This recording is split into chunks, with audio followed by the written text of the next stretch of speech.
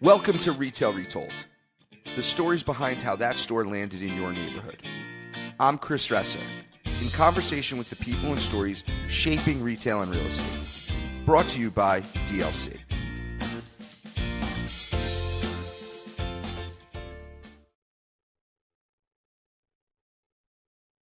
Please leave a message after the tone.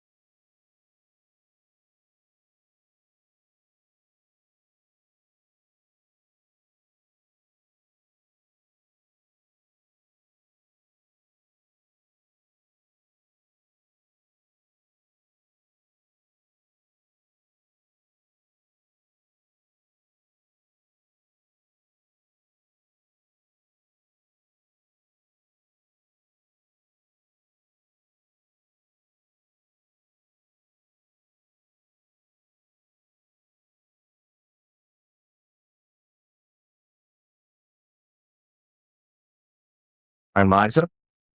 Hi, it's Liza. I'm just trying to connect my AirPods. For some reason, they don't want to connect. I'd rather not if you could. No AirPods? Let's see the difference. Hold on 1 second. I'm sorry, hold on 1 second. Gotta answer this real quick. Yeah, sure.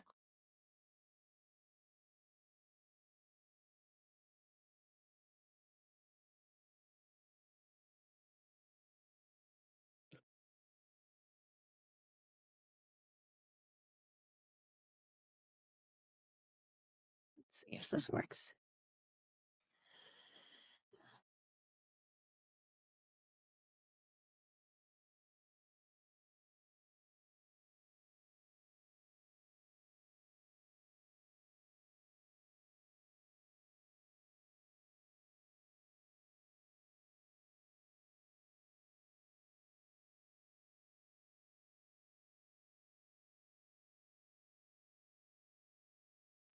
Yeah, it's not working.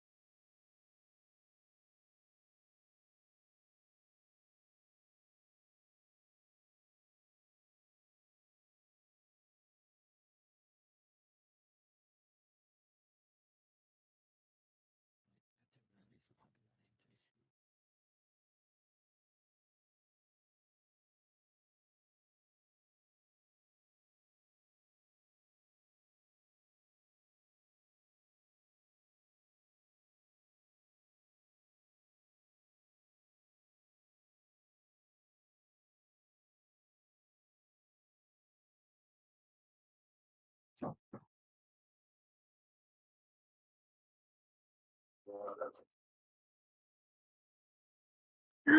I think it should be fine, babe. Right. No, I think it's okay. When you're on the bell with the booty, Mm, okay. let's try it. It's not visible.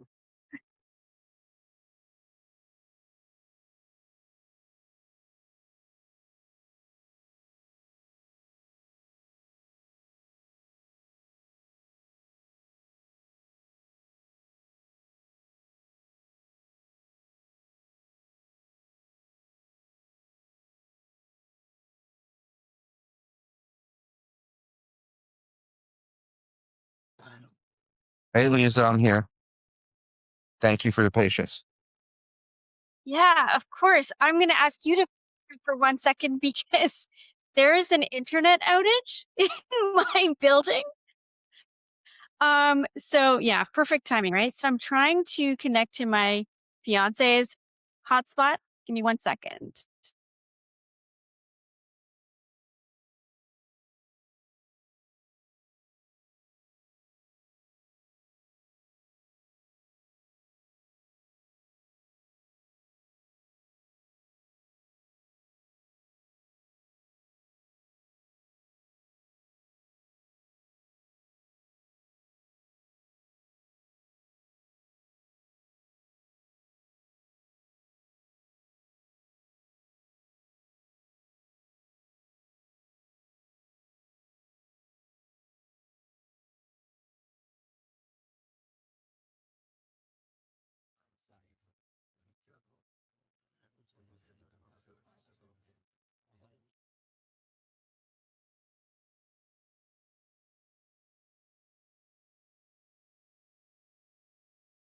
Now.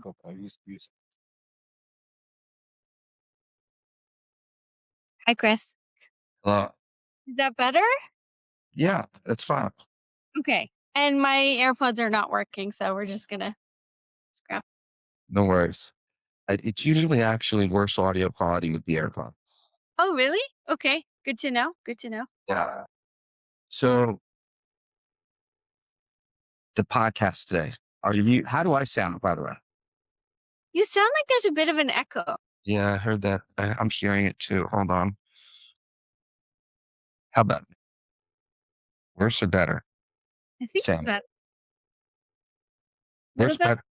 Is it a little bit or is it zero? No, actually, there's an echo still. There's an echo. How about now? Still an echo. Model. I have a backup here, which probably won't pick up the echo, but hold on.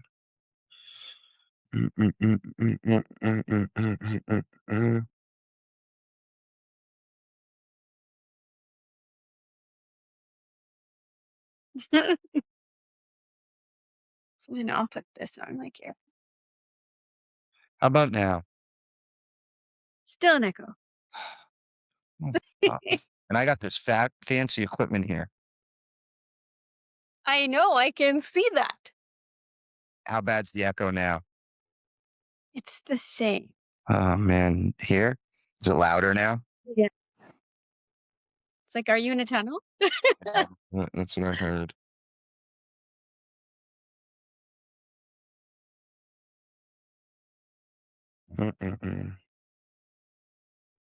Any difference now? Now I can barely hear you. You hear that background noise? Oh, yeah. But does my voice echo?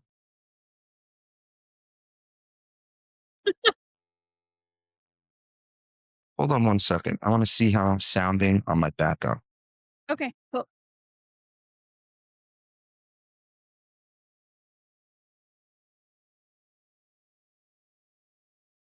The podcast today. How do I sound, by the way? Yeah, I heard that. I'm here.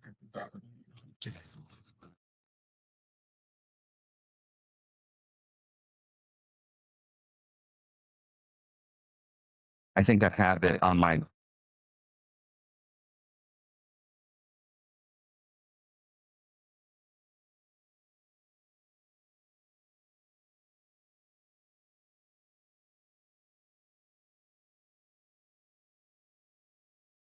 I just went to my IT. But the good news is, am I like annoying you with my sound? Yeah. Yeah. I'm like, what happens if I say yes? No, nothing.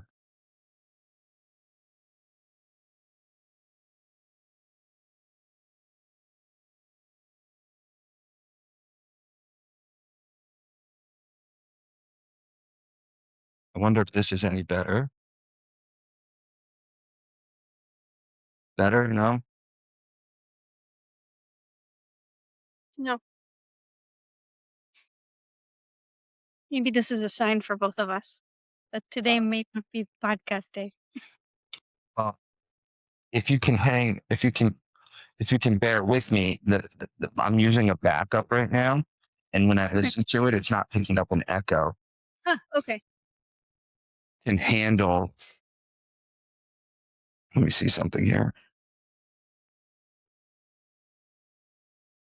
Any difference? I think it might be better. How about now? No, there's definitely an echo. Oh, now. It does sound better with the thingy. No, I'm adjusting the microphone setting. Ah, okay. It's a little better. Or Definitely not. feels like an echo, yeah. Nothing. Yeah.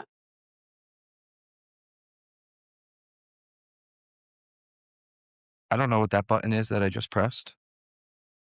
Any difference? No. Nope. And here we go again. No. I don't know what the button is I just pressed here, but I'm pressing every button to see if it helps. It's a bad echo still. Now it's hard to hear you. Can you hear me now? I can hear you and there's an echo. And there's an echo. Yeah.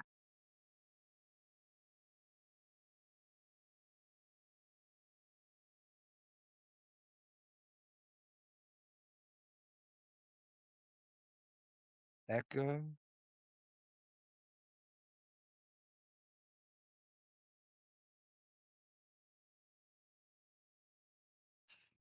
That's bad, right? So bad.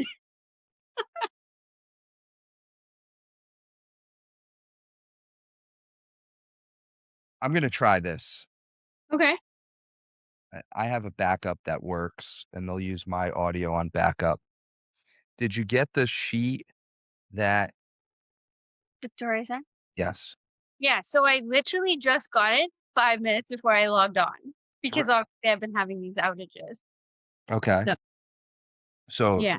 do you want to Like, go through a little practice real quick? I think we're fine. I mean, Okay. So here's what I want to talk about real quick. So I'll just run through the framework. First thing, I'll intro you. How do I intro you? as the principal and founder of Retail Strategy Group And you're based in Toronto. based in Toronto, I'm a retail expert of 20 plus years. So, and you've been with, what brands do you want me to say you've worked at before? Ralph Lauren, Club Monaco, Nike, Walmart, Holt Renfrew, Ralph Lauren Global. And then I'll ask you like what the retail strategy group does. Okay. What your what you guys are focused on. And then what part of and then I ask you 3 personal questions. Okay. So did you see those 3 questions? Yep. And then after that, we'll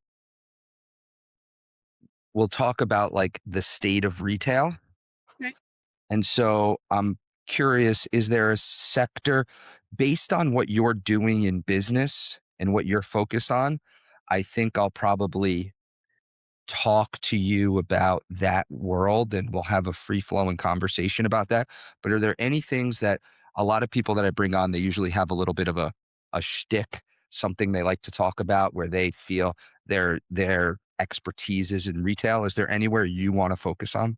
Yeah, it's around product assortments and merchandising. Okay. Yeah. Excellent. All right. So Liza, how do I say your last name? Amlani. Amlani. Yeah. Okay. And I'll say you are the founder, you're the principal and founder of the Retail Strategy Group out of Toronto. You have been in the retail industry for 20 years. You've worked in buying and merchandising for places like Ralph Lauren and Club Monaco. Excited to have you on the show. Welcome, is what I will say. And then I'll say, tell us a little more about you and what Retail Strategy Group does. Okay. Does that work? Yeah. Excellent. Liza Amlani. Yes. All right. Let me get my backup going because it looks like we're going to have to use that because Yeah. That echo is a lot. it's a lot. Holy shit. I can't wait to hear this, and I can't wait to get my IT team to fix this. Okay, I'm so sorry. No, it's fine. I'm also sorry because I'm on hotspot. I hope it's fine. You sound excellent. Okay, good. It's just me. I'm the problem. All right. Here we go. Welcome to Retail Retold, everyone. Today I'm joined by Liza Amlani. Liza is the principal and founder of the Retail Strategy Group out of Toronto. She has been in the retail industry for over 20 years. She comes to the retail industry with background in buying and merchandising. She's worked at places like Ralph Lauren Global and Club Monaco.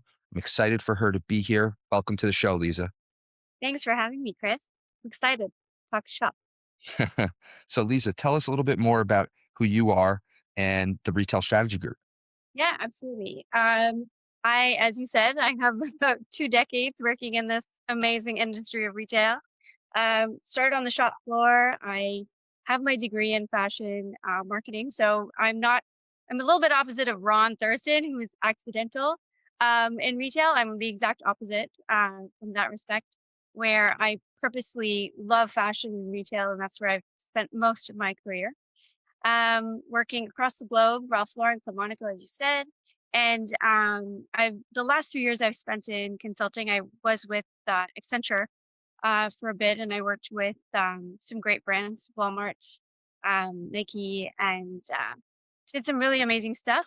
The one thing that I did find working in that consulting world was that there weren't a lot of retail insiders that have actually created products from start to finish, understood the end-to-end retail process.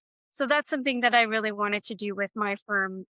And what we do is we help retailers dramatically improve profitability, increase efficiencies across how they work, especially around speed to market, getting closer to the customer, merchandising optimization, especially now that we have such a huge digital presence. So understanding what the assortment actually means across channel.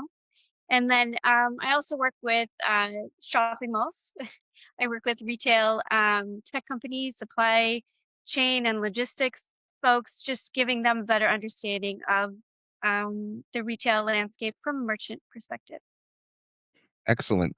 I can't wait to dive into it. But first, I want to know a little bit more about Liza. Okay, I'm ready. I got 3 questions for you. Are you ready? I'm ready. All Fire right. away. Question 1. When is the last time you did something for the first time? Well, I mean, that's a very relevant question because I started my own practice.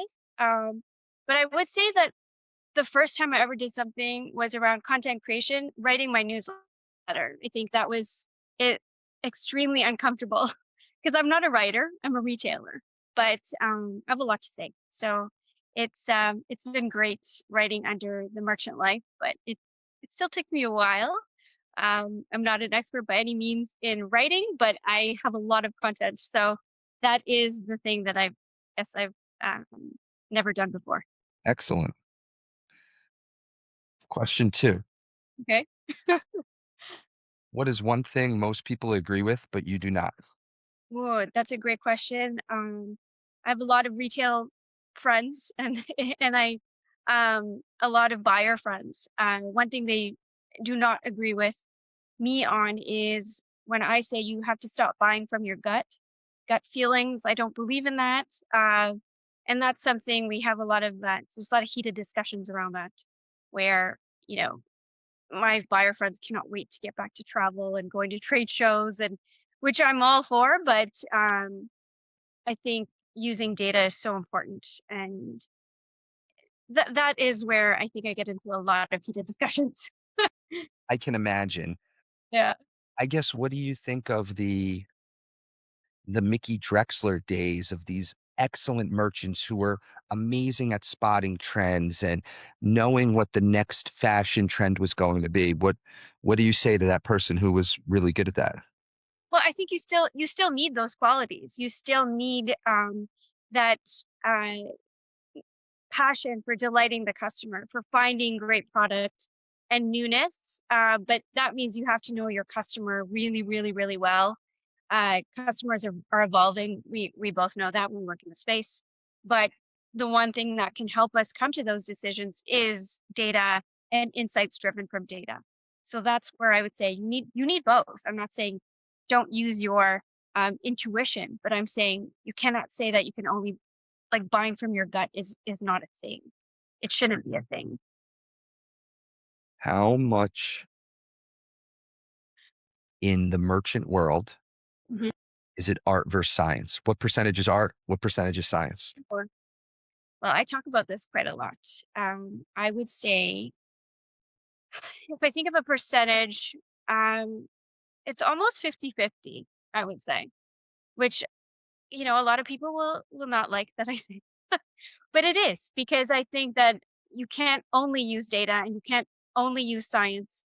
And you have to have some level of creativity to be a retailer, because if you're not, you're a robot, you're transactional, you're Amazon.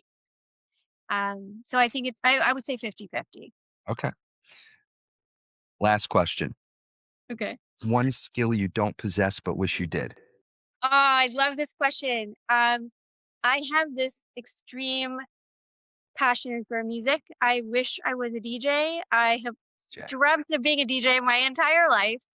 I have a lot of DJ friends, and they always say, we'll teach you. I'm like, I don't think I could do this, but it's a passion for sure. I would love to learn I, DJing. I think DJ Amlani sounds pretty cool. Right? So Yes. I'll search for you on iTunes. Okay. SoundCloud done. So, thank you for uh, playing that game with me and answering those three questions. We call that clear the air, and I think it gives the listeners a little bit more about who you are. So, thank you. Of course. Let's jump into a little bit of retail. When you said what the retail strategy group does, you mentioned a lot of big things. Can you give me an example of a project that you're working on or you worked on recently to give a little bit more specificity to the listener who might not have been able to put their finger on exactly what you're all doing?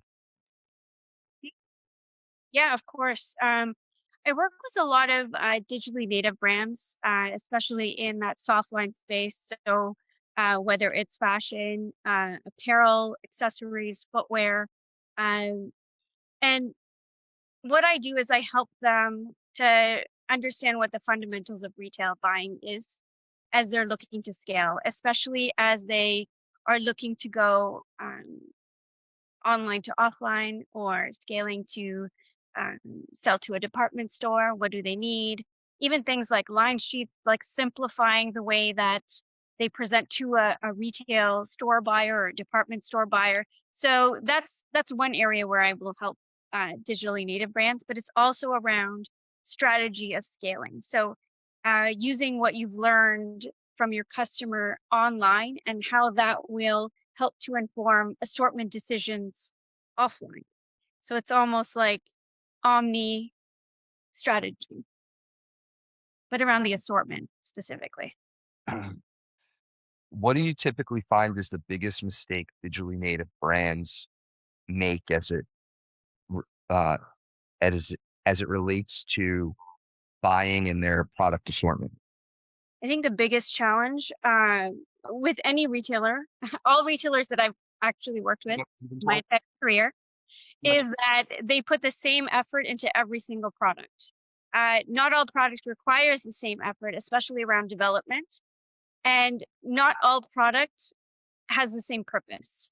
So not only is it about depth and quantity, but it's also about effort. So if you have a black t-shirt, for example, that you have across seasons, it's a basic item, that's something that should always be in stock. You shouldn't go recreating the wheel and designing a whole tech pack, for example, for that basic t-shirt. What you need to put your effort into is innovation, is newness, is what is going to delight the customer. I would say it's really around that, and I've seen that across all brands.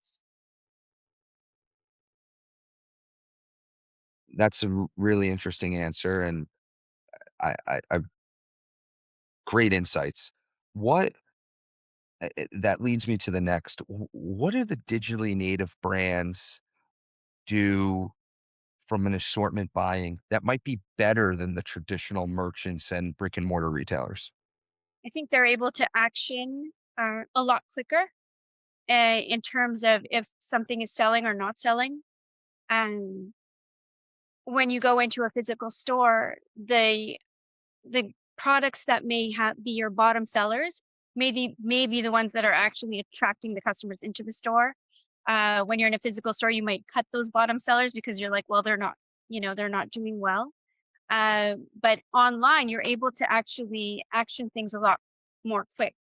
Um, and the endless aisle and that concept around endless aisle, I think, can be used in a positive way.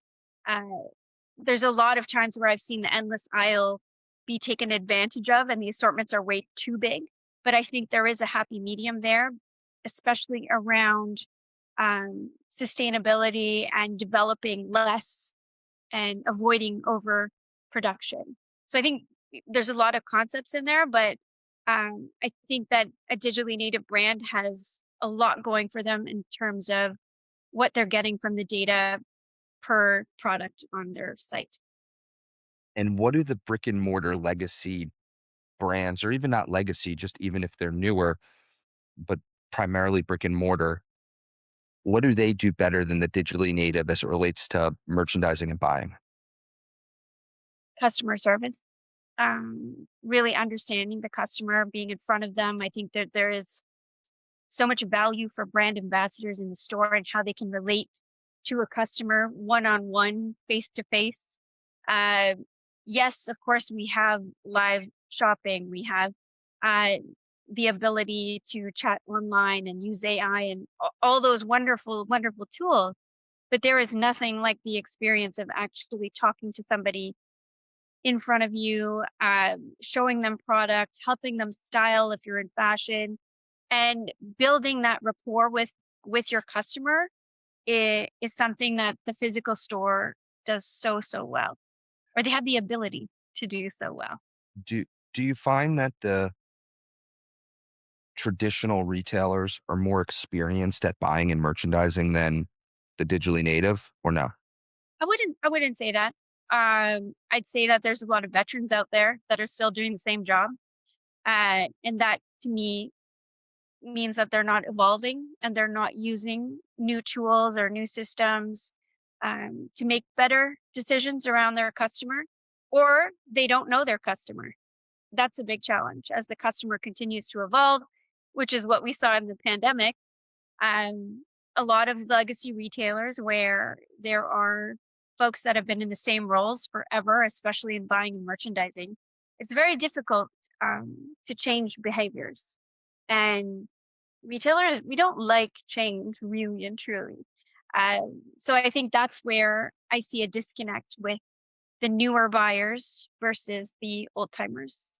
But I'm not saying the old timers can't change, but maybe the willingness is not as as evident as it would be in a digitally native brand or a new buyer.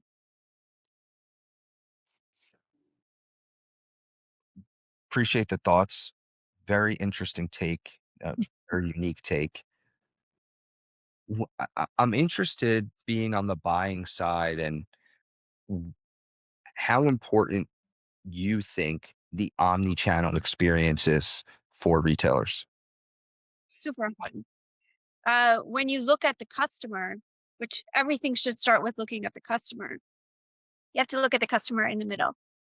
Um, when you're thinking about omni, you're thinking about the entire holistic organic experience that a customer experiences. And that means the customer is in the middle and everything else is a subsection of what the customer wants, needs, or doesn't even know they want yet. Um, Omni-channel is really about that seamless experience, and that's what the customer should be that's what they should have on their shopping buying journey is a seamless experience, whether they're engaging with let's say the Nike app to run, or they're going into a local store and all the products that they have already worn or looked at online are available in the store. So I think that in terms of omni, it's really about that seamless experience, and the customer doesn't know channel. They don't differentiate a brand because of their channel. They want the best experience from that brand as a whole, whether it is using the app to exercise or going into the store, going, being part of a running club, or listening to the Spotify playlist, for example. At what point do you start pushing a digitally native brand to open stores? That's an interesting question. I feel from my experience, most digitally native brands are looking to scale. And the way to scale is to open a store, whether it's a pop up or partnering with a department store. It's important for that brand, if they want to scale, to really understand where their customer is, where they want to shop, what they want from the assortment in a physical store versus their online store. It could be the same. But yeah, I think it's very important for online to shift offline if they're looking to scale. Yeah, if they're looking to scale. So we typically see that at about $10 million in revenue, usually means they're in multiple markets and customer acquisition costs are starting to get really expensive. And Mhm.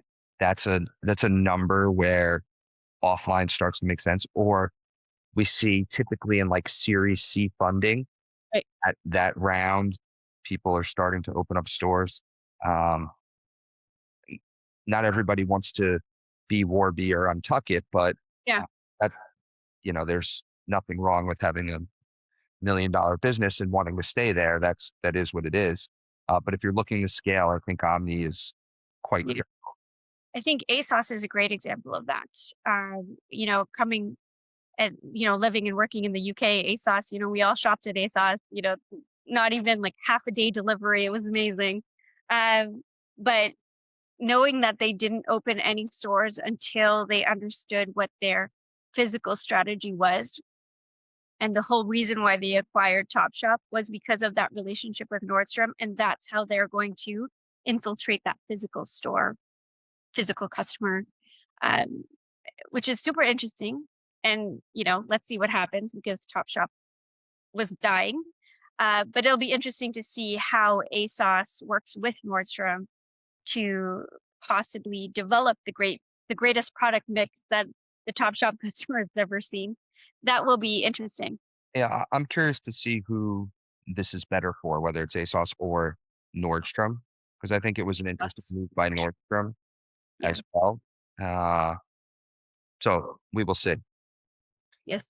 because now Nordstrom owns more brands. You know, Hmm. call it, I don't know if you call it the D2C model, but they're owning brands now, which I think is interesting. Yeah. And it depends, like if they're owning the whole brand and will it be part of their private label assortment or product mix, or is it that uh, like the ASOS relationship where they have a stake in Topshop?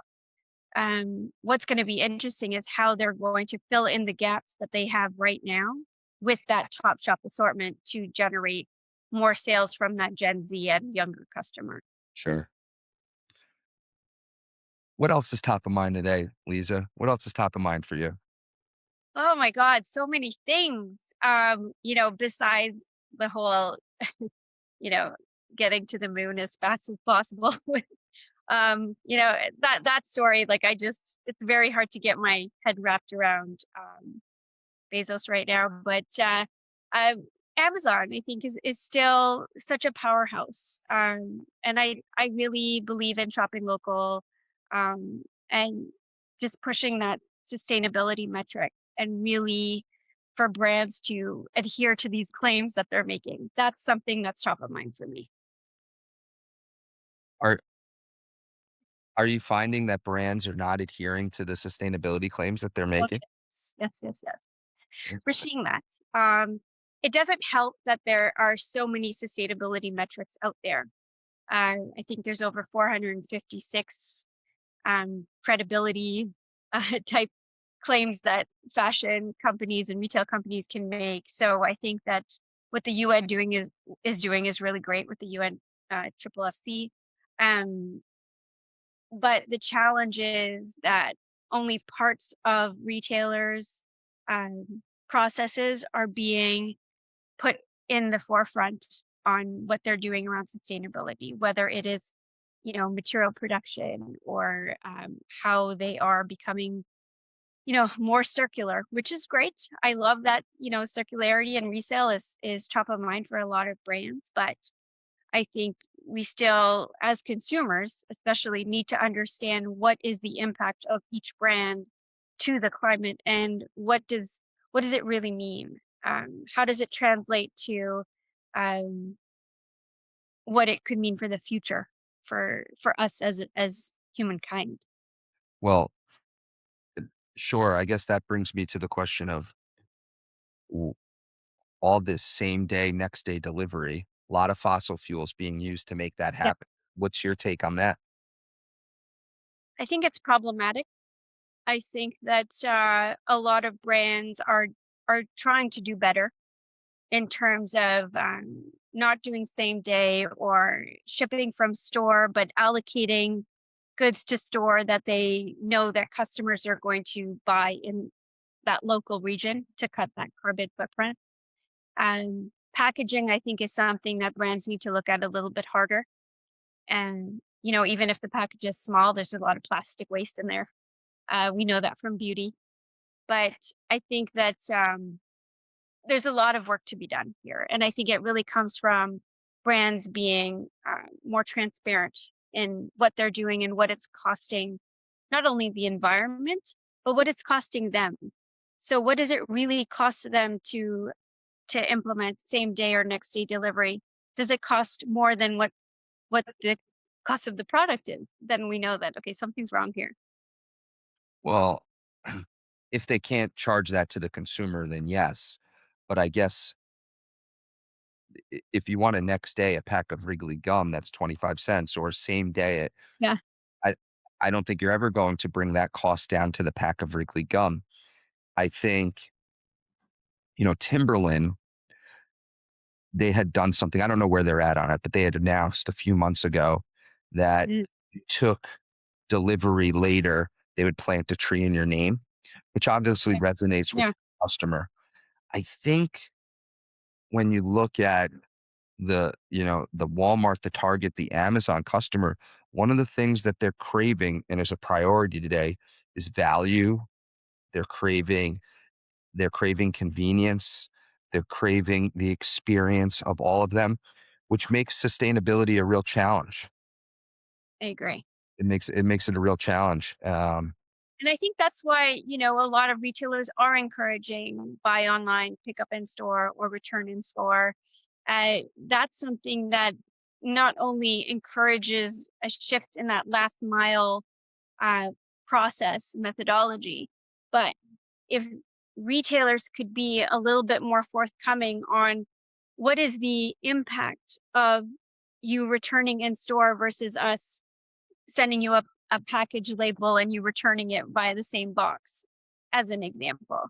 I think that if retailers and brands are a lot more transparent and there's visibility around what things could cost the environment, not necessarily monetary cost, I think that could be interesting. Like what you see in like an Allbirds label, for example. I think that the more transparent retailers and brands are, the more customers are informed and they can make better decisions. well, at a minimum, right now, it's hard to see a path where delivering to the home Yeah. is less expensive than buy online, pick up in store. Right now, it's more profitable to do buy online, pick up in store, both for the retailer and for the consumer. So you could have a double win there from a sustainability and a value perspective to both the business and the um, consumer. So Agreed. Agreed. on the moving back a little bit to the digitally native brands, Okay. I one of I the things that has fascinated me is we've seen very few examples of these digitally native brands that are actually profitable today. And everyone's trying to come up with things to get profitable and get to scale because that's when profitability comes. But there are very few brands who are ever going to make it to be Amazon or Wayfair. Yeah. And so as customer acquisition costs rise, Mhm. as infrastructure cost is not getting cheaper, it's getting more expensive. Yeah. What do you think the answer to these digitally native brands is? One of the answers could be offline and opening stores, which is a benefit, but a lot of these digitally native brands are not profitable and they're gobbling up market share, but unprofitable market share. Yeah. Yeah. And that's why I always bring up the product assortment. I think that there's a lot of um costs tied up in even product creation and preventing stockouts, for example, online. I think that's a that's a whole other conversation. But I do think that there's a lot of value in having that merchandising strategy conversation with retailers, especially the digitally native ones, because when they have an endless aisle, which I brought up earlier, a lot of brands are just creating this huge assortment and there's no need for it. Um, they don't need to have every single style of t-shirt, pants, footwear. They need to concentrate on, okay, what is actually working? Let's shift to a seasonless model so that we can produce less. We have more of a focus of let's provide the customer what they actually want instead of giving them this, 4,000 SKU range. Then that will help to eliminate some of those costs because it's not only about customer acquisition and marketing dollars, but Sure. it's also about let's talk about the actual product. Let's talk about how long are you taking to not only create the product, but are you using digital tools when you're going back and forth with your factories? Are you creating the product with tech packs and you're creating multiple tech packs for one garment? That's a waste. Not only a waste of time, but also back and forth on Can a you ship or on a plane, right? educate the Sampling. consumer? Can you educate the consumer on what, or the listener, I'm sorry, on what a tech pack is? Yeah, sure. A tech pack is basically the instructions of a garment that you would give the factory. So what I've seen in my entire career and still see to this day is that garments are, for example, garments and footwear really, they're adjusted slightly and then the tech pack is redone. Once that tech pack is redone, it's sent back and forth and samples are sent back and forth, whether mostly overseas. Um, and that is not only a time waster, but it's also just such a waste of energy. It's not efficient. So that's something that also adds to the cost of the product. If we could look at the product differently, making sure that there's a purpose for each product, then you don't need to have 4,000 SKUs. You should never have 4,000 SKUs. Nobody is ASOS except ASOS. They have 4,000 SKUs. But I think that there's a lot of value to look at the entire end-to-end process and not just the cost of customer acquisition with Sure. certain KPIs that are digitally native. Sure. Well, very insightful. Thank you for teaching us about tech packs. You're welcome. What else didn't we talk about that you think we should be talking about today? Anything? Well, Did we miss anything? yeah. I mean, I think I love to talk about the purpose of the shopping mall. That's something that has been top of mind, especially the last few weeks, and also in my newsletter, I talk about it quite a bit.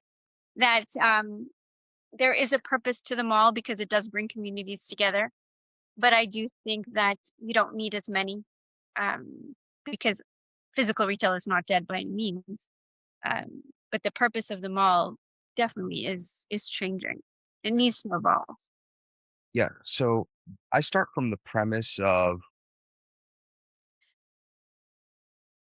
majority of consumers can't afford to pay for shipping on every product, and Agree. majority of retailers can't afford to give free shipping.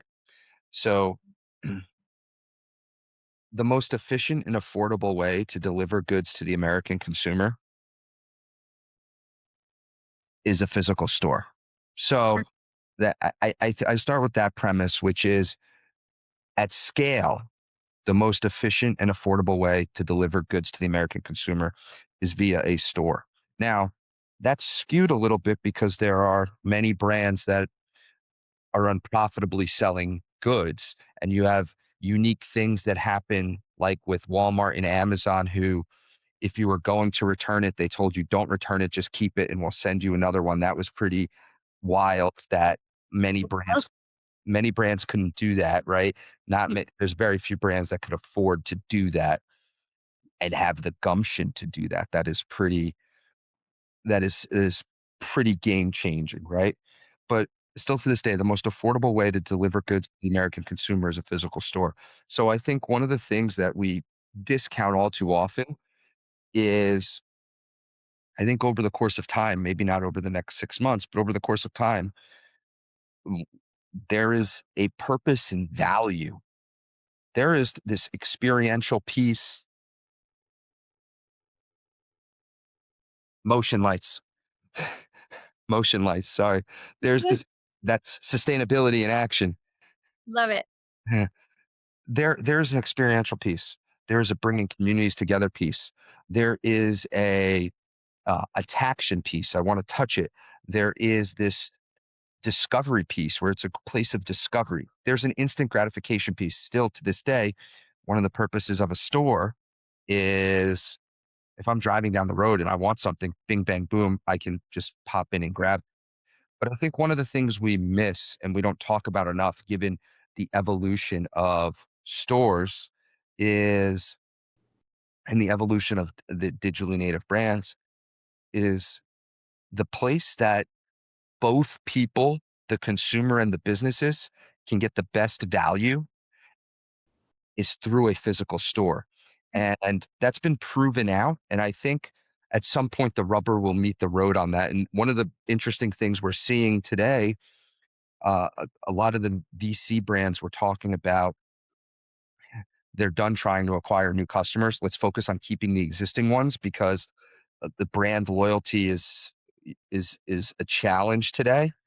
Uh, I think one of the things that's interesting is, I am on an island on this, but and you said it earlier. You say we have too many physical stores. Yeah. Mm, I think we have too many online stores, way too many, and not enough great physical stores. So I don't think we're overstored in physical. I think we're overstored digitally. I think at the beginning of the pandemic, we had 1.8 million online stores in America, and I think we had, the number's been, it was less in physical stores by a huge number. Well, I would tell you, through the pandemic, that probably the number of physical stores went down and the number of online stores went up. Yeah. And think about this. So if online has like triple, quadruple the amount of physical stores, yet today, just about 80% of all retail sales are done in a physical store, and about 20% are done digitally. So you have 80% of the sales going to 4 times less the Yeah. amount of stores. So to me, that would say we have too many, we keep talking about we're overstored in America. I think we have too many digital stores. You can look at, I'm not sure if you know, when someone goes to a website, what is the conversion rate, average conversion rate for a digitally native brand? Do you know? I'm not sure I know. I know it's super low. Yeah, It- I've heard it's quite low. it's quite low. Whereas in a store, conversion rates are pretty strong. They're like significantly more than online.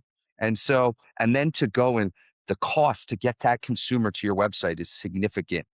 So I, I I don't start with the premise that we have too many stores. We might have some boring stores that need to change.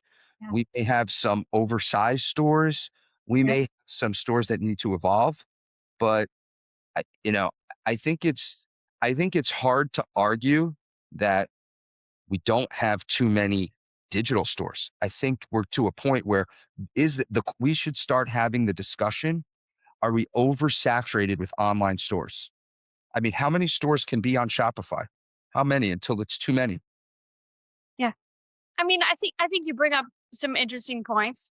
I do think that it's there's a few pieces missing where for a physical retailer, a lot of times the customer will pre-shop online before they come into the store. So it's really about the purpose of not only the digital store that you're saying that there are too many, but also the physical stores, which I think there are too many.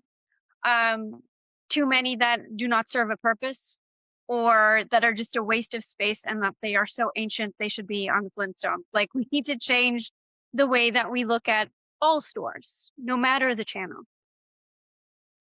That's what I would say. Yeah, well, for starters, I think omni-channel is real, and I think it's important to be omni-channel. Yeah. I just and I think I think what you said is interesting. The part that I would say that I would challenge you on is just when you think about the economics, Yeah. ma- physical stores, even the ones that you say, let's talk about from a business perspective, not a consumer perspective.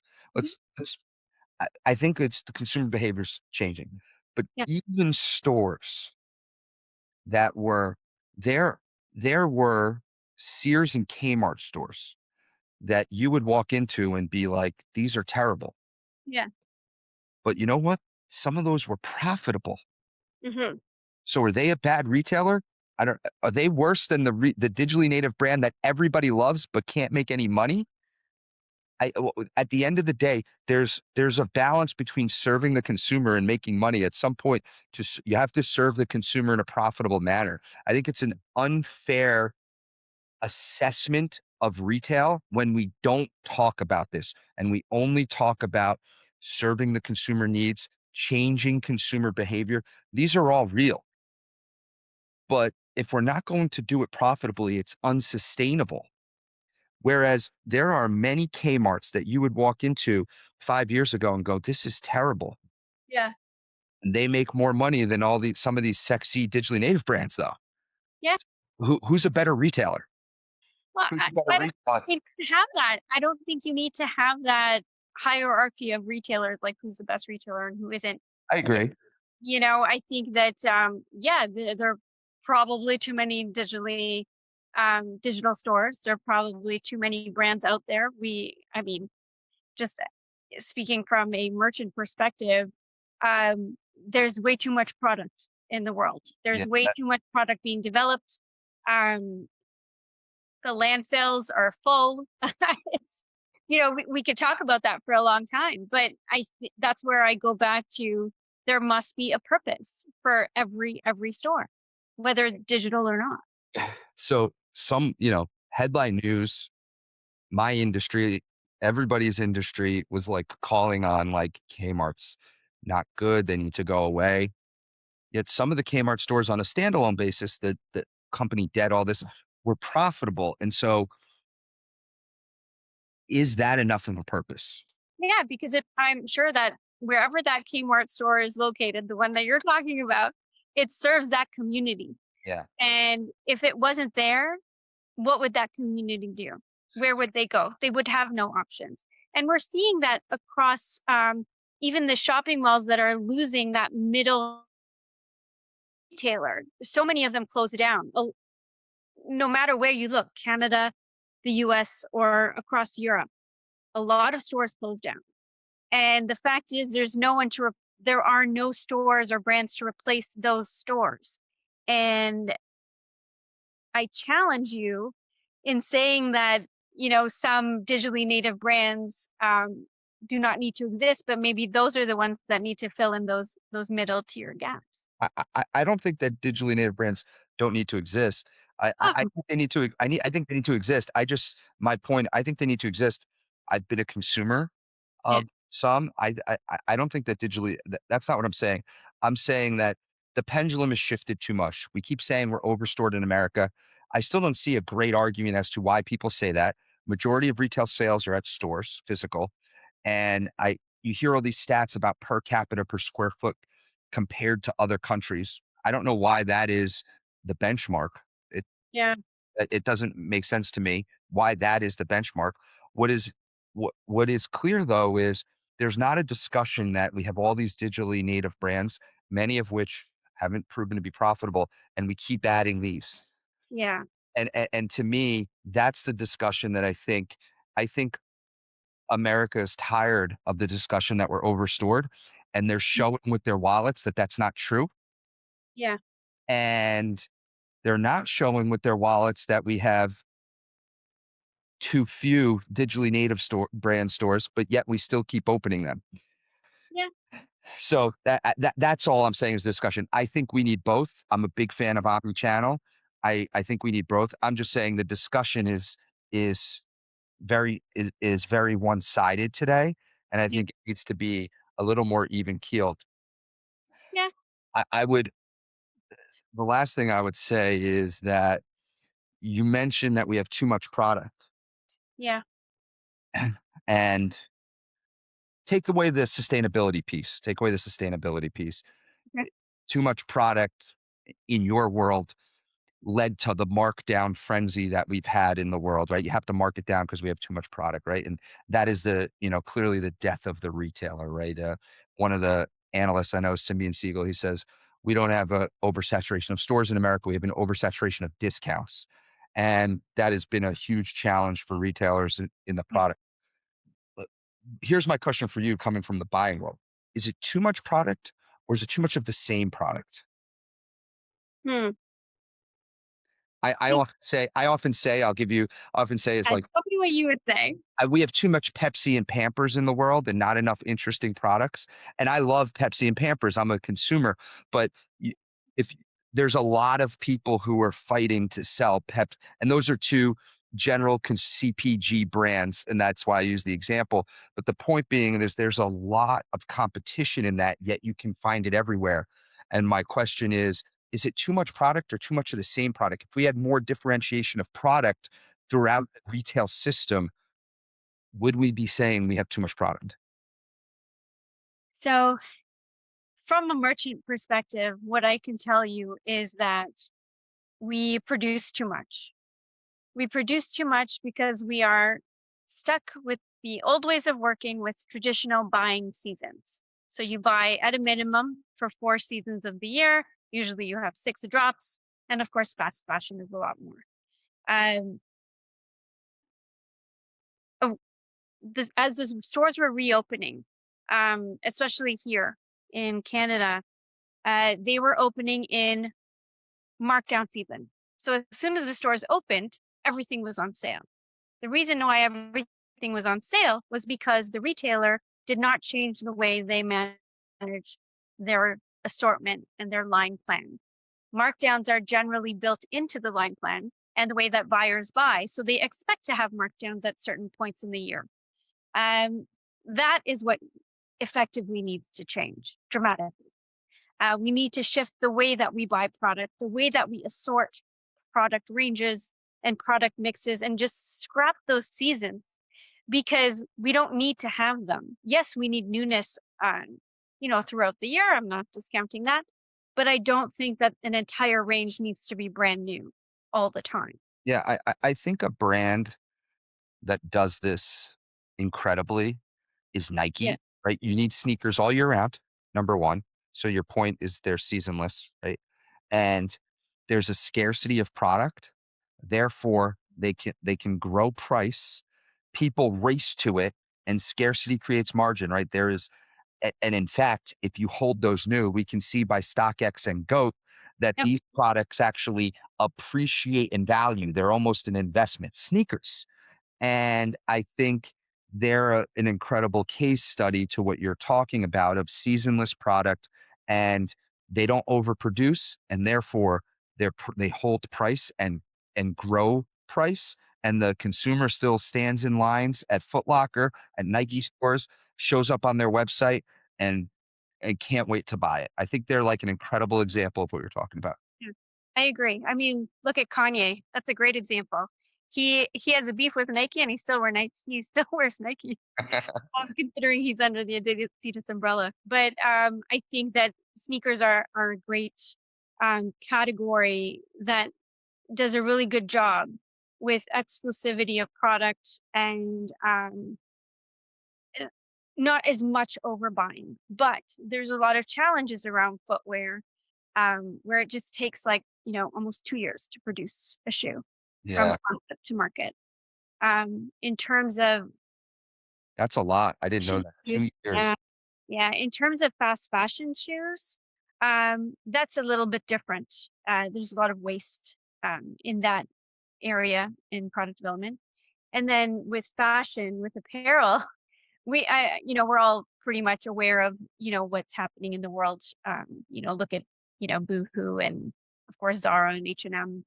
Um, there's a lot of challenges as in fast fashion because they have so many drops. So they're constantly part of that markdown cycle and they buy into that markdown cycle because it drives in a different customer.